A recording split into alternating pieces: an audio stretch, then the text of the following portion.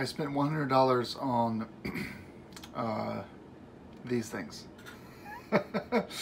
I officially ran out of things to do with the GS. Twalcom makes these. I think Adventure Depot carries Twalcom for the US as far as importation, distribution, etc. As you know, I powder coated my upper crash bars to match the lowers and subsequently match the frame of the bike, triple black. These are not matching color-wise to the black. Neither is this. You know, I guess this is a mini review. I kind of wish that Twalcom, if they're going to sell you a black guard, they would at least make the bands black. They didn't do that. It was kind of shitty. Another concern of mine was that my Ericas, they're mounted here, and Twalcom has this little bit here, so there's actually 3 holes. But honestly, I'm moving this around, it's not going anywhere. I mean, nothing is going to actually, my upper crash bar is going to break before this thing moves. So honestly, 2 is all you need. If you have your Ericas mounted up here, you don't have to worry about it. Here's how it sets up though, because the instructions were in Italian, I think. These are the instructions. For those of you that are curious, that's probably why you're watching this video. So these are my instructions.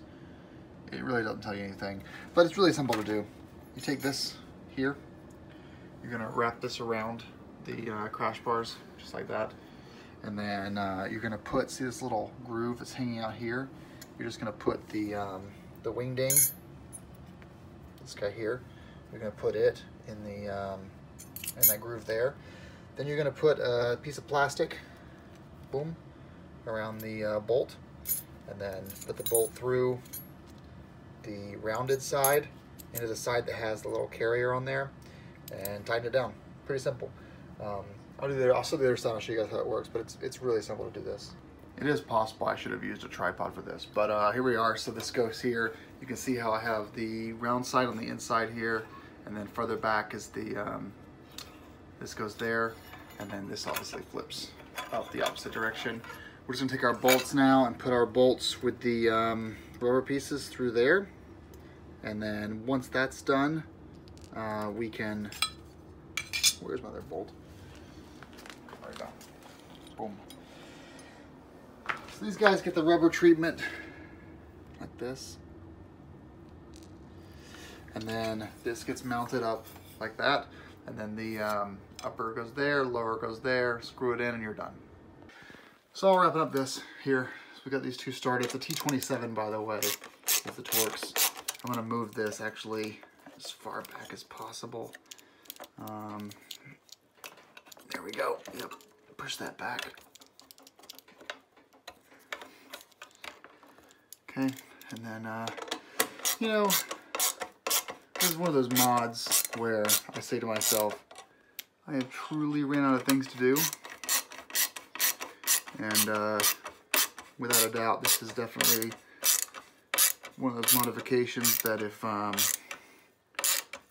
I sell the bike, I'm gonna have a hard time getting rid of this mod, because not that it's worthless, but because it's kind of pointless. Let's look at our risk analysis here, right? If for some reason a rock were to bounce up sideways off of the road and hit this corner, what damage is it going to do? It adds about 4 ounces of weight to the bike. It's definitely solid, but I mean, it's just not really doing much. I don't mind this kind of stuff. I think it makes the bike look more rugged. Is this mod worth $100? I was drunk when I ordered it. And winter's still here. Let's look outside. I'm trying to justify this. I was drunk and it's still snowing. So when you put those 2 things together, then this mod was definitely worth it. But I think it looks good. I really do think it looks good. I would like for this to be black. Next round of powder coating, I'm making these to match the bars. Other than that, oh well, whatever. It's a whatever mod. Thanks guys for watching.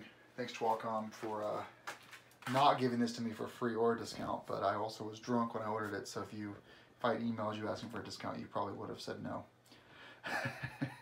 But as always, guys, ride safe, and glad you guys got to watch this really hard install video.